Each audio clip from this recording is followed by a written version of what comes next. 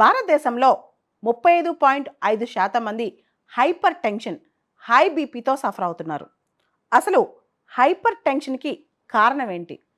అది జెనెటిక్ కావచ్చు, లేదా రకరకాల ప్రెషర్స్ కావచ్చు, మోడర్న్ లైఫ్ స్టైల్ కావచ్చు, ఒబెసిటీ కావచ్చు, మన వర్క్ లైఫ్ బ్యాలెన్స్ లేకపోవడం కావచ్చు. మనం టేబుల్ సాల్ట్ ఏదైతే వాడతామో దానిలో 97% సోడియం క్లోరైడ్ ఉంటుంది. దాన్ని ఇప్పుడు తగ్గించేసి కే సాల్ట్ లేదా పొటాషియం క్లోరైడ్ వాడాలని చెప్పి WHO గైడ్లైన్స్ చెప్తున్నాయి అన్నమాట.